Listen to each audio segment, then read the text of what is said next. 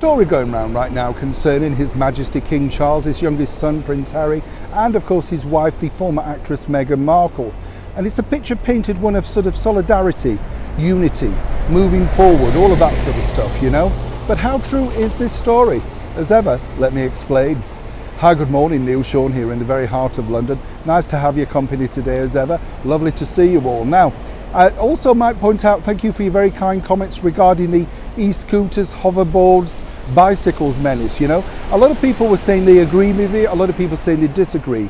I think it's very alarming actually, because a lot of these people are not wearing helmets, not wearing high-vis jackets or any illuminated sign, and if you say incapable of moving out the way very quickly, or indeed perhaps you're disabled, or you know, you've just got one of those walking frames, we've all got problems, it's a menace. You know, you just can't move quick enough. And have you noticed also, here am I now ranting, but when you're going across zebra crossings, road crossings, whatever you call them in your part of the world, bicycles now take no notice of the red light. Oh no, they just sail on through, and it's up to you to zip out the way.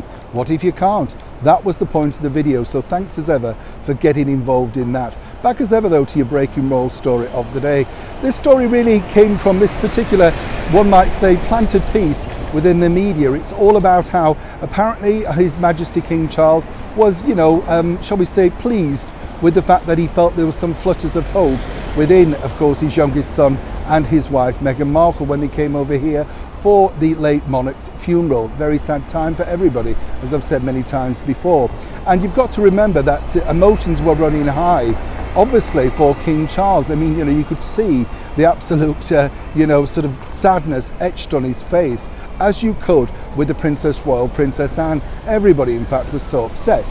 But now moving forward, a lot of people are saying, well, is this the right time for His Majesty to try and reconnect? So let me explain. According to a very good source, yes, His Majesty was very keen to try and iron out some kind of, shall we say, move forward, to make things not as prickly as they are in the world's media. But he really didn't have that much time with his youngest son. If you saw that very, very demanding and busy week, not just on, of course, the monarch, but on the Queen Consort Camilla too. And as we've often said here on the show, these planted stories are all very nice, but the bigger problem that you have is that Harry's ploughing ahead with a book. And until they see what's in that book, one can understand the reticence to reconnect. So the reason behind this is really to try and soften the blow about their return back to the United States, and obviously the bad PR that's now ensued them, not just with the sad funeral situation, but also, of course, with the battle of the books, all painting the former royals in a terrible light when you think about it. Does His Majesty King Charles want to connect? Yes, but as one can imagine, on his terms. And as we've seen now with those particular books, our late monarch, Queen Elizabeth II, was no pushover. She certainly knew exactly what she wanted and what she was looking for as they decided to exit Megxit. So if they think His Majesty King Charles is going to be a bit of a walkover upon their return, and more importantly trying to push forward with their plans, I'd think again. But the one person truly who's not buying it is the Prince of Wales, Prince William. He is very reticent to see anything moving forward without rock solid foundations put in place to make sure that they don't go off and explode again, as one can imagine. This whole sorry mess, of course, is played out like a soap opera, and it's terribly sad. And obviously, given the time at the moment where His Majesty is really openly grieving, it must be very difficult for him to try and find a way forward. So let's give him some slack, shall we say.